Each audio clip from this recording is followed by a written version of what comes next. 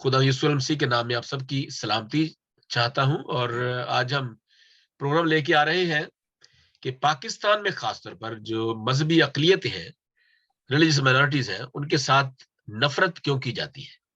ये एक क्वेश्चन है और इसकी वजूहत जानने के लिए कोशिश करेंगे। और बहुत से लोग जो है हमें जो फेसबुक पर देख रहे हैं वो अपने कमेंट्स भी कर सकते हैं और हमें बता भी सकते हैं। कोई भी है तो आप जरूर हमें बताइए, कमेंट्स में करके बताइए। तो why are Christians, Hindus and other religious minorities hated, discriminated in Pakistan? Specially क्योंकि हमारा जो फोकस है वो पाकिस्तान है। हम चाहते हैं कि पाकिस्तान में जो मजहबी रवादारी हो, इंसानी सलूक सबके साथ अच्छा हो, इनजस्टिस ना हो, जस्टिस हो। तो ये चीजें जो है वो हम सबको पिंच तो करती हैं, तकलीफ दे हैं, लेकिन हम इसके ऊपर बात नहीं करते। अगर बात करते हैं तो बहुत कम। खार शाहिद साहब है, एडवोकेट हाई कोर्ट 2005 से वकालत कर रहे हैं। जो तीनों जो है मुकदमात को देखते हैं, सिविल, क्रिमिनल और फैमिली अफेयर्स को, फैमिली जो जितने मुकदमात हैं उन पर वो उन बड़े एक्सपर्ट हैं। पाकिस्तान लाहौर में रहते हैं। जी शाह साहब, चलिए हम शुरू करते हैं। हमारा जो पहला सवाल था कि जो ये हेट है, हेट बेसिकली क्या होती है। अगर हम इसको किसी भी तरीके से देखें तो हेट जो है वो क्या है। जी अमर साहब, जरा 1 मिनट में आप ये बता दीजिए कि हेट होती क्या है, क्यों, कहाँ पैदा होती है, कैसे पैदा होती है।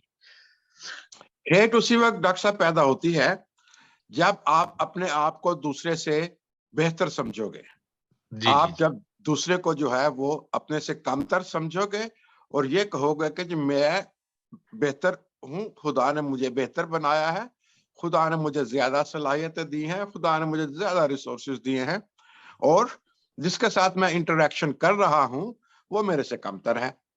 तो ये एक्चुअली कॉम्प्लेक्स है और ये सोशियोलॉजिकल प्रॉब्लम है, ये कल्चरल प्रॉब्लम है और ये ग्लोबल प्रॉब्लम भी है, इंटरनेशनल लेवल पे प्रॉब्लम भी है। लेकिन ये प्रॉब्लम जो है इन 2 दहाइयों में या 3 दहाइयों में पाकिस्तान में ज्यादा महसूस किया गया है, ज्यादा देखा गया है। उसकी बहुत सी वजूहात हैं, वो आगे चल के हम डिस्कस करेंगे, देखेंगे कि क्या वजूहात हैं। और फिर जब हेट मजहब के अंदर आ जाती है, अदरवाइज हेट तो हम करते हैं, एक दूसरे से झगड़े हो जाते हैं, हमारी कदूरतें बढ़ जाती हैं और इश्यूज के ऊपर।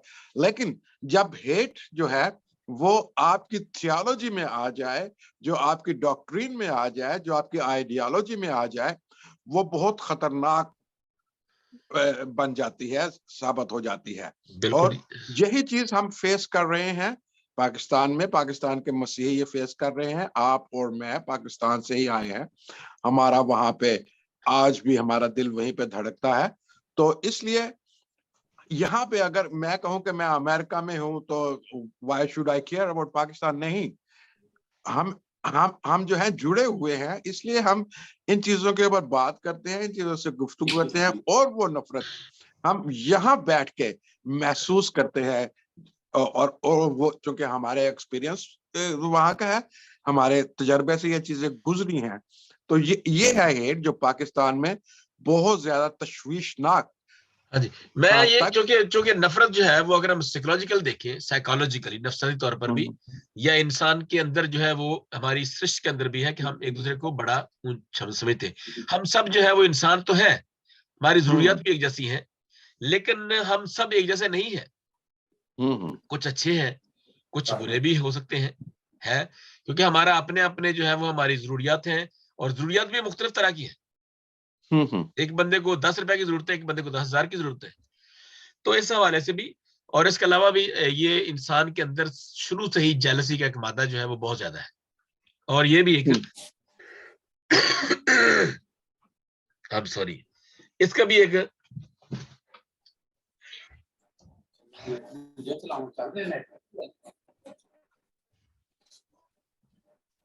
अब सॉरी, इसको मैं अच्छा, ये और दूसरी बात ये है कि खास तौर पर जब आपने बात की कि जब अकीदे के अंदर हम अकीदे की बुनियाद पर किसी की साथ नफरत करते हैं, वो जो है वो खतरनाक होती है, वो एक बंदे तक नहीं रहती, वो उस कम्युनिटी इज्तिमाई के बन सारे जाती है। लोगों पर असरअंदाज होती है। हम्म। ये बहुत ही मसला है। अच्छा, हमारा जो मसला ये है कि जैसे मैंने पहला जी जी शाह साहब, इफ्तिखार साहब, आप बैठ, ठीक है, कोई मसला तो नहीं अभी? अच्छा, तो पाकिस्तान के बनने की असल और बुनियादी महर्रकात क्या थे, ये जो पहला सवाल है। या इफ्तिखार साहब जवाब देंगे या मैं इसके? नहीं नहीं, आप पहले दें इसको मुख्तसर ये करके, और उसके बाद फिर ये इफ्तिखार साहब अभी हो गए थे कुछ, इफ्तिखार शायद लैपटॉप ये आया है जी। मसला हाँ, ये मुनक़ता हो गया था राब्ता हमारा इफ्तिखार शाहिद साहब से। पाकिस्तान बनने की जो वजूहात हैं, वो अगर मुहर्रकात हम कह तारीखी सकते हैं, वजूहात भी है। मुहर्रकात या हाँ जी मुहर्रकात जो हैं, वो अगर तारीखी पस मंजर में देखें, तो सबसे पहले जो पेश किया जाता है वो है दो कौमी नजरिया। जी लेकिन अनफॉर्चुनेटली ये दो कौमी नजरिया जो है, ये बन गया है दो मजहबी नजरिया जी बन गया था, और आज भी बन गया है। क्योंकि दो कौमी नजरिए की अब इसमें कोई जान नहीं है। जब से बांग्लादेश आपसे अलहदा हुआ है, आप पाकिस्तान को दो कौमी नजरिए के ऊपर बनी हुई रियासत नहीं कह सकते। आपकी बहुत बड़ी पॉपुलेशन जो थी पाकिस्तान की, Muslim population, is now Bangladesh. So जी कोई इसकी आप रीजन नहीं रह सकते कि आप दो कौमी नजरिए को पकड़ के रखें। दो कौमी नजरिया अपनी मौत खुद मर चुका है। और यही सवाल हम उनसे पूछते हैं, ये आपका जवाब तो आ गया सर। इफ्तिखार साहब, ये जो जी, पाकिस्तान की जो महर्रकात थे या उनके बनने की वजह, या क्यों बनाया गया पाकिस्तान, क्या बुनियाद थी, वो क्या वजह थी? अभी हम क्या अक्सर ये सुनते हैं, हमने माशरती उलूम में या मुताला पाकिस्तान में पढ़ा, ये दो कौमी नजरिया का सवाल बड़ा अहम होता है, ये होता है। तो एवर साहब बता रहे हैं कि जब पाकिस्तान बांग्लादेश अलहदा हुआ, तो फिर दो कौमी नजरिया तो टूट गया वहां पे। और ये दो कौमी नजरिया नहीं, उनका कहना है ये दो कौमी नहीं बल्कि दो मजहबी नजरिया बन गया ये। जी, आप क्या कहते जी, हैं? बेसिकली बेसिकली इसी तरह से है कि ये दो कौमी की बजाय दो मजहबी नजरियात जो है ना, वो ज्यादा ओवर पावर्ड थे। वरना कौमियतें और भी ज्यादा थी सब कॉन्टिनेंट के अंदर। अभी इंडिया अकेला है, उसके अंदर काफी सारे मज़ाहब और भी मौजूद हैं। जी जी जी। इसी तरह पाकिस्तान के अंदर भी दोस्त की बजाय काफी ज्यादा मजहब जो है अभी भी मौजूद है। हाँ जी हाँ ठीक है जी जी। इसी जी तरह बेसिकली ये डोमिनेटिंग दो कम्युनिटीज थी जो करती थी कि जी हमें एक अलहदा स्टेट चाहिए। दूसरी सिचुएशन ये थी कि दो कौमी नजरियात के लिए लोग अलहदगी के लिए हमेशा स्ट्राइक फार होते हैं। हर जगह के ऊपर, हर सिचुएशन के ऊपर ना, बेशुमार मुल्क जो है वो आजाद हुए। जिस तरह अमेरिका जो है वो इंग्लैंड से आजाद हुआ, और पूरी दुनिया, आधी दुनिया के ऊपर इंग्लैंड ने हुकूमत की, और सारे के सारे लोग जो हैं वो उनसे आजाद हुए। लेकिन इसका जो पाकिस्तान का या सब कॉन्टिनेंट का, इंडिया पाकिस्तान का इशू ये था कि काफी देर से लोग स्ट्राइक फार थे, और हुकूमत को रन करना जो है ना उस वक्त मुश्किल हो गया था। जी जिसकी जी जी वजह से जो डिसीजन किया गया ब्रिटिश गवर्नमेंट ने कि जी इनको अलग-अलग कर दिया जाए। जी, बिल्कुल बेसिकली सही। ये दो मज़ाहब के दरमियान कन्फ्लिक्ट था, दो कौमों के नहीं, क्योंकि कौमें और भी बहुत सारी थी। मैं एग्री हम्म, करता हूँ उनकी बात से। जी, बिल्कुल सही, थैंक यू सो मच। हाँ जी, आगे चलते हैं। ये सवाल जो चूंकि हमारे बहुत ज्यादा सवाल हैं, और बेसिकली मसला एक भी है कि एक पाकिस्तानी मुसलमान मजहबी अकलियतों से नफरत क्यों करता है, ये बहुत ही अहम सवाल है। आप ये जी, मैं देखें, आपको ये, बताता हाँ हूँ। जी जी, जी, आप करें बात। एवर साहब। जी जी, थैंक यू वेरी मच। मैंने जैसे आपको पहले भी ब्रीफ किया था अपने टेक्स्ट में, कि ये पाकिस्तानी मुस्लिम अकलियत से, क्रिश्चियन से, हिंदुओं से, सिखों से नफरत क्यों करता है, इसकी जी क्या वजूहात हैं। तो मैंने आपको बताया था कि इसको हम दो कैटेगरी में इसको डिवाइड करके इसको एक्सप्लेन करेंगे। पहले थे कि ग्लोबल इश्यूज क्या थे, जी और चूंकि ये जो नफरत का जो रुझान बढ़ता गया है, ये कोई ऑल ऑफ सडन सिचुएशन नहीं है, ग्रेजुअली ये डेवलप हुई है, और इस हद तक पहुंच गए हैं कि हम जो है मसीहों की जानें खतरे में है, अकलियत की जानें खतरे में है। रीजन क्या थी, जिसको हम ग्लोबल रीजंस कहते हैं? अरब इजराइल कॉन्फ्लिक्ट था, लॉन्ग हिस्ट्री ऑफ क्रूसेड्स थे, इसके ऊपर गुफ्तगू हो सकती है कि क्रूसेड्स ने कैसे इफेक्ट किया। फिर थियोलॉजिकल डिफरेंसेस हैं पूरी दुनिया में, मसीहत के और दूसरे मज़ाहिब के, इस्लाम के, ज्यूडिज्म के। फिर उसके बाद ये आफ्टर इफेक्ट भी हुए हैं, अगर आप इसको गौर से देखें तो ये वर्ल्ड वार 2 और कोल्ड वार के ये साइड इफेक्ट्स हैं। ये इन्होंने असर छोड़े हैं, वर्ल्ड वार ने असर छोड़े हैं और कोल्ड वार ने असर छोड़े हैं। वर्ल्ड वार 2 में क्या हुआ, ये जो उस्मानिया हुकूमत थी, उस टर्की की जो हुकूमत थी, उसने साथ दिया हिटलर का जी। और फिर दूसरी साइड के ऊपर जो थी वो उनको वो ये कहा जाता रहा कि ये जो है वो मसीही जो है, ये जो क्रिश्चियन ग्रुप जो है जिसमें अमेरिका, यूरोप, फ्रांस और ये सारे शामिल थे, तो वो एक किस्म की ये जो सेकेंड वर्ल्ड वॉर है इसको वार ऑफ रिलीजन भी बाज़ कहा जाता है। तो उसके बाद फिर कोल्ड वार जब शुरू हुई, कोल्ड वार में खतरा ये पैदा हो गया, अमेरिका को और यूरोप को ये खतरा पैदा हो गया कि रशिया का इन्फ्लुएंस बढ़ता जा रहा है, कहीं कम्युनिज्म दुनिया के ऊपर जो है वो कब्जा न कर ले। चाइना जो था वो उभर के आ रहा था, अब तो चाइना बहुत बड़ी ताकत बन चुकी हुई है। तो कम्युनिज्म को ब्लॉक करने के लिए इन्होंने यूरोपियन मुल्कों ने और अमेरिका ने साथ दिया मजहबी जमातों का, और Pakistan, India, Saudi Arabia, Iraq, Syria, Turkey, Iran, इन्होंने यहाँ पे मजहबी जमातों को स्ट्रेंथन करने की कोशिश की, उनको फंडिंग की। जमात इस्लामिया को बहुत प्रेस किया गया, अमेरिका ने बहुत ज्यादा उसकी फंडिंग की। यहाँ तक कहा जाता है कि मौलाना मौदूदी की जो किताबें थी जो उसने शाया की थी, उनको अमेरिका ने खरीदा, इस लिहाज से सऊदी अरेबिया, इस लिहाज से जमात इस्लामिया को फंडिंग पहुंची। और फिर आप नफरत की जब आप तहरीरें पढ़ते हैं, आप मौलाना मौदूदी की जो सेंग्स हैं वो पढ़े, नफरत से भरी हुई हैं। पैसा अमेरिका से लिया और नफरत क्रिश्चियनिटी के खिलाफ इन्होंने फैलाई। फिर रिसेंटली वार ऑन टेररिज्म, इसने बहुत बड़ा असर पैदा किया, जो था कि ये क्रिश्चियनिटी और इस्लाम का जो पाकिस्तानी मुस्लिम जो है वो किस तरीके से मसीहों से नफरत करता है, दूसरी क्लियन से नफरत करता है। शॉर्ट टर्म इश्यूज क्या थे, शॉर्ट टर्म काजेस क्या थी? लेजिस्लेटिव डिस्क्रिमिनेशन, सबसे जो मसीहों को अक़लियत की कमर में जो छुरा घोंपा गया वो ऑब्जेक्टिव रेजोल्यूशन था। ऑब्जेक्टिव रेजोल्यूशन मार्च 1949 में पास हुआ, कायदे आजम की डेथ के बाद पास हुआ। लियाकत अली खान ने इसको पेश किया, और इसके पीछे सोच क्या थी? मदूदी सोच थी, इसके पीछे जमात इस्लामिया की सोच थी। ऑब्जेक्टिव रेजोल्यूशन का पढ़ के तो देखें, उसमें साफ लगता है कि पाकिस्तान में मसीहों की, पाकिस्तान में अक़लियत की कोई जगह नहीं है।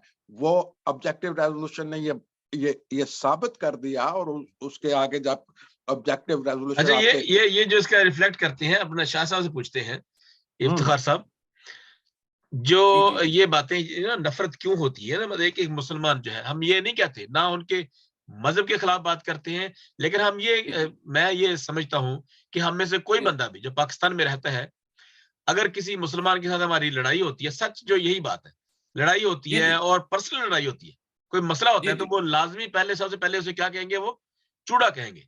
ये ऑनलाइन में क्या बात कर रहा हूँ, बुरे लफ्जों में बात करेंगे। उसमें यह है कि वो इसमें क्या कहते हैं उसको, बड़ी ही हकारत की नजर है, ये हकीर समझते हैं। थर्ड लेवल की जो सिटीजन है ना, उसके नीचे से भी, उसको भी नीचे लेवल पे समझते हैं कि ये जो लोग वो है।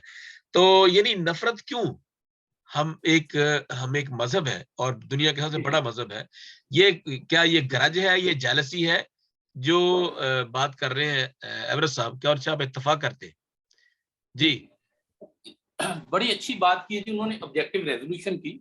ऑब्जेक्टिव रेजोल्यूशन मुझे नहीं पता कि उन्होंने कैसे पढ़ लिया, बेसिकली ये कॉन्स्टिट्यूशन का फर्स्ट पेज है ऑब्जेक्टिव रेजोल्यूशन। वही ऑब्जेक्टिव तो ही है ना। ये देखिए, ऑब्जेक्टिव जो होता है, नहीं नहीं नहीं नहीं, Yeah. मैं मुझे नहीं पता आप किस टर्म से बात करते हैं, लेकिन ऑब्जेक्टिव जो है उनको ऑब्जेक्ट जो उनके मकसदी मकसद जो जी जी जी थे हम ये कह करारदाद सकते मुकासद, मेरा मतलब जी करारदाद जी। मैं मुकासद। असल में ना मैं एएसजे का एडिशनल डिस्ट्रिक्ट एंड सेशन जज का एस्पिरेंट रहा हूँ, तो मैंने कॉन्स्टिट्यूशन को बड़े ही डीपली और बाकी कवानीन को भी पढ़ा हुआ है। जी। ठीक है जी। तो ऑब्जेक्टिव रेजोल्यूशन वाकई उसमें से बहुत सारे क्वेश्चन आते थे, मैंने समझ लिया कि उसको रटा हुआ है।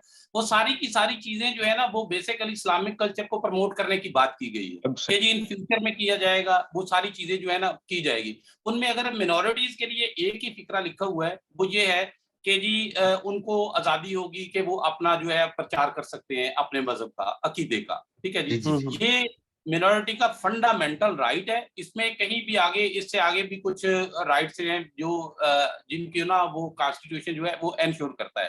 हाउएवर हमारा जो टॉपिक है वो है नफरत क्यों है, उसकी मैं कुछ रीजंस जो है ना वो आपके सामने रखना चाहता हूँ। जी। उसमें सबसे पहली जो है कि जो हमारी मेजोरिटी है, जिसे हम पाकिस्तान के अंदर मेजोरिटी कहते हैं, जो आमतौर पे मुस्लिम है, मुस्लिम कम्युनिटी है, तो उनमें लैक ऑफ एजुकेशन है। ठीक है जी, लैक ऑफ एजुकेशन है। लैक ऑफ एजुकेशन की वजह से जो है ना वो लोग वो नहीं समझते कि किसी बंदे का लीगल राइट क्या है और मजहबी राइट क्या है। फिर उसमें कुरानिक एजुकेशन की भी लैक ऑफ है। अब बहुत सारे जो लोग हैं वो कुरान को तर्जमे के साथ नहीं पढ़ते।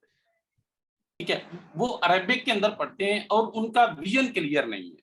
फिर उसके अंदर भी यह है कि मुख्तलिफ किस्म के स्कूल ऑफ थॉट हैं, जिस तरह से सुन्नी है वो अहले तशी हैं, इसके अलावा कई और फिक्रे भी मौजूद हैं जो सबके सब इस बात में मुत्तफिक हैं कि जी इसे अरबी में पढ़ा जाए। अब जब अरबी में पढ़ते हैं तो वो उनको नहीं सही तरह से हर बंदा तो अरबी को नहीं समझ सकता ना। जी ये इशू है कि जी वो उसको समझ नहीं पा रहे। हालांकि इस्लाम के अंदर जो ट्रू स्पिरिट है ना इस्लाम की, वो जितनी भी मिनॉरिटीज हैं उनको जिम्मी कहा गया है। लफ्ज उनके लिए टिपिकल वर्ड है इस्लामिक कल्चर के अंदर जिम्मी। जिम्मी का मतलब वो ये बयान करते हैं कि जी जिनका जिम्मा लिया गया है, ये हमारे जिम्मे हैं। अब जिस बंदे का जिम्मेदारी उठाई जाती है उसको बुरा भला तो नहीं कहा जाता ना, जिसका अल्लाह ताला की जात कहती है, जिसका कुरान कहता है, हदीस कहता है कि जी इनका जुम्मा उठाया हुआ है। अब जब उनका जुम्मा उठाया हुआ है तो फिर उनको तंग करने का या इस तरह की नफरत अंगेज सिचुएशन का जो है ना वो पाया जाना जो है ना वो नामनासिब सी बात है। रीजन ये है कि वो उसको समझते नहीं है, उनको पता नहीं है। दूसरी रीजन एक ये भी है कि जी अनएडिफिकेशन है, यानी रूहानियत से या मजहब से दूरी भी है। बहुत सारे लोग जो हैं आप देखें मस्जिदें वीरान होती हैं, लोग नमाज नहीं पढ़ते, रमजान शरीफ आता है चीजें महंगी हो जाती हैं, जबकि शरन हुक्म यह है कि सस्ती किया जाए। ईद के इवेंट के अंदर रोजेदारों को इस काबिल बनाया जाए कि वो अफ्तारी अच्छे तरीके से कर सके, साथ हमारे शामिल हो सके। मतलब तो ये है। अब ये तो नहीं है कि 10 रुपए की चीज जो है वो रमजान के अंदर जो है 50 रुपए की हो जाए, यानी ये मजहब से दूरी एक बहुत बड़ी इंडिकेशन है। ठीक है जी, कि जी वो मजहब से दूर है। उसके अलावा फिर जो है ना बरे सगीर के अंदर कास्ट सिस्टम होता था। जी जी जी। जब यहाँ पे मतलब अंग्रेज का राज से जो पहले था ना चलता, वो कास्ट सिस्टम था, मुख्तलिफ किस्म की जातें थी जो एक दूसरे के साथ जो है ना उनकी नफरत अंगेज जो रवैया था ना वो चलता था। जी जी जी। और वो आजकल बड़ी हद तक कम हो चुका है, लेकिन फिर भी उसकी बाकियात जो है ना वो मौजूद। एक और मैं कहना चाहूंगा रीजन फंडामेंटल, वो ये है कि मिशनरीज जितने भी लोग हैं उनका भी एक रोल है। जी। उनका रोल ये है कि आज से अगर हम 60 साल पहले या 70 साल पहले चले जाएं तो अंग्रेज फादर्स और सिस्टर्स सब कंटिनेंट के अंदर होते थे। उन्होंने कमोबेश हर शहर के अंदर, छोटे बड़े शहरों के अंदर स्कूल बनाए हुए थे, कॉलेजेस बनाए हुए, और वो अपनी कम्युनिटी को टीच करते थे। अब क्या जी। हुआ कि गोरे चले गए, इन्होंने क्या किया कि हमारे जो अब मिशनरीज हैं वो उन्होंने क्या किया कि उन्होंने अपने लोगों को, शायद कॉलेजेस और स्कूल मौजूद हैं, आज भी मौजूद हैं, लेकिन वो उस लेवल की एजुकेशन नहीं दे रहे जो कि मसीहियों को होनी चाहिए। मसलन आप देखें कैथीड्रल स्कूल लाहौर के अंदर है, वहां पे सारे बच्चे जो है ना वो मुस्लिम पढ़ते हैं। हालांकि होना ये चाहिए कि हमारी सीटें पहले क्रिश्चियन से फिल करेंगी, उसके बाद हम जो है ना वो उसको कोटा देंगे उन लोगों को, यानी फाइनेंशियल बेस के ऊपर कोटा देंगे। अब गवर्नमेंट यूनिवर्सिटीज ने ये कर दिया है कि मेरिट से हटके जी 20 सीटें जो है ना वो हम देंगे फाइनेंशियल बेस के ऊपर, फाइनेंशियल कोटे के अंदर है, जो पैसे देगा वो ले खरीद ले, यानी वो परचेज की जाएगी। इन्होंने 100% परचेजिंग के ऊपर दे दी। अब कोई भी क्रिश्चियन बच्चा इनके पास है ही नहीं है। अब देखें पाकिस्तान के अंदर एक और बड़ा ड्रॉबैक हुआ है इस वक्त, वो क्या हुआ है कि जी हमारे कुछ मिशनरी अदारे होते थे जिनके अंदर हॉस्पिटल थे जो कि नर्सिंग करवाते थे, जी लड़कियों को और कुछ लड़कों को भी करवाते थे जी। अब क्या हुआ कि गवर्नमेंट ने अपना स्टेटस चेंज किया और उन्होंने उसे BSN कर दिया। अब इस वक्त जो है वो कोई भी क्रिश्चियन का कोई अदारा BSN नहीं करा, नर्सिंग नहीं करा रहा। अब होगा क्या कि एक बच्ची जो क्रिश्चियन घराने से ताल्लुक रखती है, अगर उसके 1100 में से 1000 नंबर नहीं होंगे या 10,000 1050 नंबर नहीं होंगे तो वो दाखिला नहीं हासिल कर पाएगा। जो प्राइवेट कॉलेजेस हैं उनकी फीसें जो है वो तकरीबन 7 लाख, 8 लाख, 4 लाख, 5 लाख सालाना है। यहां से ये रेट शुरू होता है। अब देखें कि वो बच्चा जो नहीं कर पाएगा उसकी फाइनेंशियल सिचुएशन जो है वो डाउन रहेगी। अब वो जाके छोटी मोटी नौकरियां करेगा तो लोग उसे नफरत की निगाह से देखेंगे। अगर वही बंदा पढ़ लिख के MBBS करता है, ठीक है, और टॉप सीट के ऊपर बैठा होगा, उसकी फाइनेंशियल सिचुएशन बेहतर होगी तो लोग उसे सारा इज्जत की निगाह से देखेंगे, ठीक है। नफरत का तो फिर कंसेप्ट जो है ना वो बहुत हद तक कम हो जाएगा। अब क्या होना है अगले 20 सालों में आप देखेंगे तो होगा क्या कि हमारे क्रिश्चियन अदारे हैं उन्होंने कभी सोचा ही नहीं है कि यार हमने BSN करवाना शुरू करना है अपने लोगों को। हमारी जो तनासब है आबादी का वो 2.5% है, 2.5% है। मिनोरिटीज, टोटल मिनोरिटीज का 5% है, उसमें हिंदू भी हैं, सिख भी हैं। क्रिश्चियंस का जो है ना वो 2 से 2.5% है, ज्यादा से ज्यादा 3% तक है।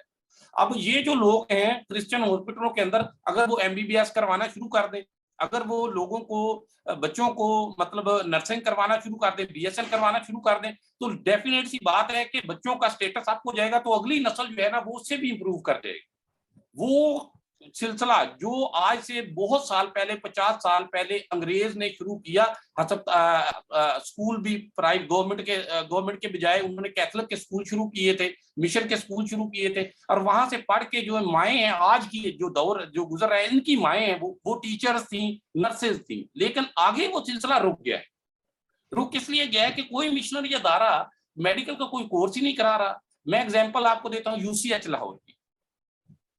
UCH लाहौर खंडर हॉस्पिटल है, इसके अलावा क्रिश्चियन हॉस्पिटल टैक्सिला है। अभी मुझे कल परसों एक बंदा बता रहा था कि वहां पे 2 महीने की सैलरीज अदा नहीं, ना एडमिनिस्ट्रेशन नालायक को रन नहीं कर पा। अब देखिए एक प्राइवेट बंदा एक इंस्टीट्यूशन बनाता है, उसमें वो मेडिकल टेक्नीशियन का कोर्स कराता है, इसके अलावा फिर वो ऑपरेशन OTA का ऑपरेशन थिएटर असिस्टेंट का कराता है, उसके अलावा फिर डिस्पेंसर कोर्स कराता है, वो मुनाफे के अंदर जाता है।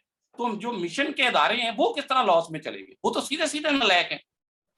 बिल्कुल आपकी बात बिल्कुल दुरुस्त है। ये बात तो जो है अगर वो जो है इनकी हेल्प करें, मिशनरी बच्चों को तालीम दे, उसके बाद उनको ट्रेनिंग दे, डॉक्टर और नर्सें बने, उनके बच्चे आगे जाके इससे भी अगली पोजीशन के ऊपर जाएंगे। तो हाँ जी बिल्कुल सही। आपकी जो पॉइंट ये है कि एक तो ये हमारे जो कुछ एवरेज साहब कहना चाहते हैं आपके इस सारी बात का जवाब देना चाहते हैं।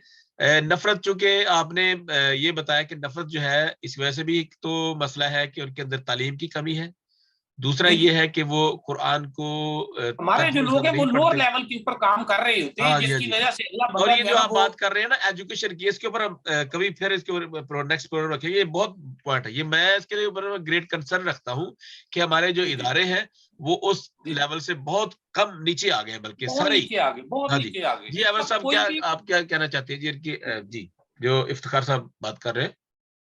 इफ्तिखार साहब ने बड़ी अच्छी बात की कि क्या मसीहों की बदहाली की क्या रीजंस हैं। उसमें डेफिनेटली क्रिश्चियंस अदारे उसके रीजन हो सकते हैं, लेकिन बात यह है कि अगर कोई आपसे कमतर भी है, फाइनेंशियली कमतर भी है, कोई आपका सुबॉर्डिनेट भी है, कोई आपको झाड़ू भी देता है, यानी कि अगर सड़क के ऊपर वो झाड़ू भी देता है, क्या वो नफरत के काबिल है? क्या हम जो है, क्या इस्लाम ये सिखाता है, क्या क्रिश्चियनिटी ये सिखाती है कि जो हमसे कोई कमतर है या फाइनेंशियली कमतर है या कुछ छोटे लेवल का काम करता है हम उससे नफरत करना शुरू कर दें? Religion does not warrant this. ये नफ्सियाती मर्ज है। हम देखेंगे कि आपने बहुत अच्छी बात की कि ये तालीम, कुरान मजीद की इस्लामी तालीम को गलत तरीके से पेश किया गया। इसकी मैं बहुत सी मिसालें आपको देता हूं। पाकिस्तान में प्रमोट किया गया वहाबीइज्म को वार ऑन टेरर के बाद। वहाबीइज्म ने इतने मदरसों को फंड किया, सऊदी अरेबिया से इतने फंड्स आए कि आपके जो मदरसे हैं उसका जो इंतजाम करने वाला है आज पजारा में घूम रहा है। आज वहां का जो मौलवी है में घूम रहे हैं जी, 10-10 बंदे लटके होते हैं। ठीक है, उन्होंने गनमैन आगे पीछे अपने रखे हुए हैं। और साहब मैं एक बात एक सिर्फ आप ऐड करना चाहता हूँ, ये तो एक है ना, और फिर इसके अलावा इतनी दीदादरेरी के साथ बात करते हैं, और एमएनए जो है पढ़े लिखे लोग जो समझे पढ़े लिखे हो गए, बीए तो कम से कम किया होगा, मैट्रिक किया होगा, ये तो कम से कम है, दीदादरेरी के साथ बात करते हैं, इतनी जुर्रत के साथ बात करते हैं, और उनकी जो प्रीचिंग स्टाइल ही सबसे पहले ये है कि किसी दूसरे फिरके को बुरा कहना, क्रिश्चियनिटी को बुरा कहना, यहूदियत को बुरा कहना, गालियां देना, इसके अलावा उनका जो प्रीचिंग है शुरू होती नहीं है। अभी पिछले दिनों उन्होंने जो स्वाति साहब के जो थे, स्वाद के रहने वाले थे, उन्होंने पूरी एक शूरा मजलिस शूरा में ये कहा कि ये जो बाइबल है क्या बात करती है, ये तो तब्दील हो चुकी है। तो इसलिए ये भी है कि हम इन प्रोग्राम के वसीला से, फेसबुक पे हम लाइव जा रहे हैं शायद साहब, इन प्रोग्राम के वसीला से हम ये बताना चाहते हैं, कोई ना कोई आवाज उठ जाए कि जी ये ऐसा नहीं है, हर इंसान जो है वो काबिले एहतराम है, उसकी इज्जत करनी है, उसका मजहबी। अभी तो ये आप मैं बताऊं कि जो सदर थे ना, उन्होंने उनका मुझे आप बता मुझे तस्दीक करेंगे, तो उन्होंने कहा था कि जी ये जो मजहब है अब ये जाती मसला नहीं रहा, ये जाती मसला नहीं रहा, और उसके बाद ये जो है इस्लामी जमहूरिया पाकिस्तान बन गया। पहले पाकिस्तान था, फिर इस्लामी जमहूरिया पाकिस्तान बना। तो मतलब इसका हमारी तो बात, हमारा जो टॉपिक ये है कि आप जो भी है, वट एवर यू आर, आप सबसे पहले पाकिस्तानी है, उसके बाद आप मुसलमान है, मसीही है, हिंदू है, सिख है, भारतीय है, जो भी है, तो सबसे पहले हमें पाकिस्तान को आगे रखना चाहिए। ये बात अभी तक नहीं कोई करता। बात यह है कि ये बात करनी चाहिए कि पाकिस्तान इतना पसमानदा है कि गली मोहल्लों में क्या चोरियां, डकैतियां और कत्लो गारत और पता नहीं क्या क्या अब जो करते हैं जी, सफाई नसफ ईमान है, सफाई नहीं है, और रिश्वत लेने वाला और देने वाला दोनों जहन्नमी है, रिश्वत ली जाती है। तो ये कि मजहब में क्या जबर नहीं है, इस्लाम में जबर नहीं है, या मजहब में जबर नहीं है तो जबर होता है। तो ये सारा जो है वो तालीम के खिलाफ बातें होती है, इनको रोकने की जरूरत है। जी हम शाह साहब से बातें सुनते हैं जरा थोड़ा सा, और ये कि शाह साहब बड़ी करख्त बातें कर रहे हैं, जी मेरे पास कुछ और भी पॉइंट्स हैं जी। असल में ये है कि जो मैं कह रहा था ना कि मिशनरीज का रोल जो है वो है तालीम और तरबियत के साथ, ओनली फॉर क्रिश्चियंस। मैं सिर्फ ये कहना चाहता हूं कि अगर उनकी तालीम और तरबियत को बेहतर कर दिया जाए तो ये जो चांसेस हैं नफरत अंगेज के जो है ना, ये काफी हद तक कम हो जाते हैं। अगली दूसरी नस्ल में तीसरी में जाके जो है ना, ये एक बात में सिर्फ आपकी सर, ये जो है ना, जो आप बात कर रहे हैं, ये नफरत, वो तो अपनी तालीम तो हासिल करेंगे, लेकिन पढ़े लिखे शख्स से भी नफरत की जाती है। इसका मतलब यहाँ पे ये तालीम होना अच्छी बात है। वो क्रिश्चियन लोग जो है वो तो प्रमोट हो जाएंगे, तरक्की करेंगे, वो प्रोग्रेस करेंगे, पर्सनल प्रोग्रेस तो करेंगे, लेकिन ओवरऑल जो है ना, एक मसीह जहाँ पे लिखा होता है ना, बशीर मसीह, जहाँ पे लिखा होता है एवरेस्ट का नाम आ गया, यहाँ पे आ जाएगा इफ्तिखार मसीह, अब कोई और का नाम आ जाएगा, तो वहां पे नफरत शुरू हो जाती है। ये मसला है। मैं आपकी बात से एग्री हूं। जस्टिस कर्नेलियस को चूड़ा कहते रहे हैं, वो इतना जस्टिस कॉर्नेलियस को देख लें, बड़े बड़े लोगों को जो है मैंने खुद फेस किया है इस लफ्ज को, तो आई वाज प्लेस्ड, यानी कि अब मैं क्या वो आपको स्टोरी बताऊं। आप देखें, लोग एजुकेशन लेने जाते हैं, मुसलमान जो जिनके जहन में नफरत भरी हुई है, वो इन अदारों में तालीम भी हासिल करते हैं, उसके बावजूद नफरत करते हैं। मेडिकल फैसिलिटीज एंजॉय भी करते हैं, उसके बावजूद नफरत करते हैं। फाइनेंशियल एड लेते हैं, बाहर के मुल्कों से पैसा आता है, उसके बावजूद नफरत करते हैं। और आप देखें पाकिस्तान की, अगर आप फाइनेंशियल हिस्ट्री देखें कि अयूब के जमाने में 10 साल तरक्याती मंसूबे में यूएस एड कितनी आई, आपके बड़े बड़े जो प्रोजेक्ट थे वो यूएस एड के ऊपर बने थे, लेकिन उसके बावजूद एक्नॉलेज नहीं करते। मैं यहाँ पे ये कहना चाहता हूं कि किस तरीके से इन मदरसों ने, इन मौलवियों ने, ये जो सो कॉल्ड स्कॉलर्स अपने आप को कहते हैं, किस तरीके से इस्लाम की तालीम को गलत तरीके से पेश किया गया है। मदरसों में बच्चों को ये पढ़ाया जाता है कि मुसलमानों के अलावा सारे मज़ाहिब के लोग काफिर हैं।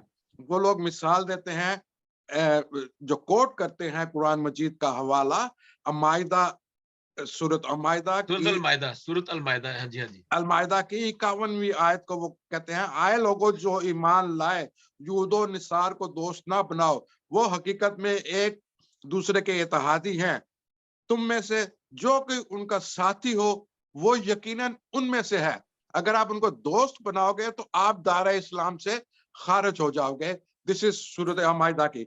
लेकिन बहुत से मुफक्कर जो है जी, I want to tell all my viewers, this program is being presented by Kalamka International, and today we are discussing why are Christians or religious minorities hated in Pakistan.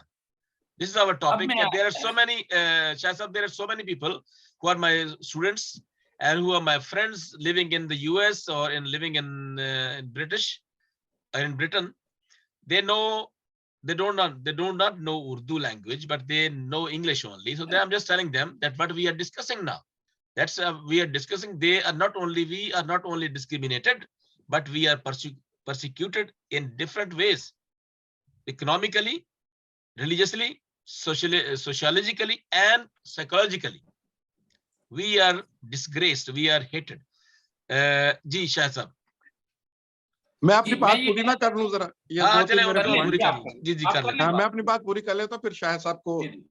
या मैं ये कह रहा था कि ये जब ये स्कूल के बच्चों को बचपन ही से ये पढ़ा दिया जाता है कि आपके ये दोस्त नहीं हो सकते, ये काफिर हैं, आपके दोस्त नहीं हो सकते, और फिर इस आयत का जो जब कोई एनलाइटेड स्कॉलर जैसे जावेद गामदी और अल अज़हर यूनिवर्सिटी के प्रोफेसर हैं, उनसे ये बात करें तो वो ये कहते हैं कि ये आयत आज की दुनिया में एप्लीकेबल नहीं है। ये उन यहूद और नसार के लिए बात की गई है जो जिनके साथ हुजूर अकरम की जंग चल रही थी उस वक्त के लोगों से बात। बिल्कुल सही से, बिल्कुल। फिर उसके बाद वो नहीं देखते, वो सूरत मुमताना 60 सूरत नंबर 6 है, वहां पे लिखा है, अल्लाह तुम्हें उन लोगों से नहीं रोकता जो तुमसे दीन की वजह से नहीं लड़ते, वो तुम्हें घरों से नहीं निकालते। वो इसका मतलब ये है कि ये लफ्ज जो वो दोस्त नहीं है तुम्हारे, ये उन्हीं के लिए है जिनके साथ हुजूर अकरम की जंग रही थी। इन मदरसों में नहीं बताया जाता कि हुजूर अकरम का खानदान जब कुरैश के साथ जंग में था, कुरैश ने उनको घरों से निकाल दिया था, तो वो हबशा में 2 दफा हिजरत करके गए। हबशा का जो उस वक्त जो अक्सूम की बादशाहत थी, हबशा जो आजकल एथियोपिया में है, और इन्हीं की इब्ने इसहाक की हिस्ट्री में ये लिखा हुआ है, वो जब वहां पे हिजरत करके गए 616 से 628, 15 साल तक वो वहां रहे, और वहां का जो हबशा का जो बादशाह था उसने उनको पनाह दी।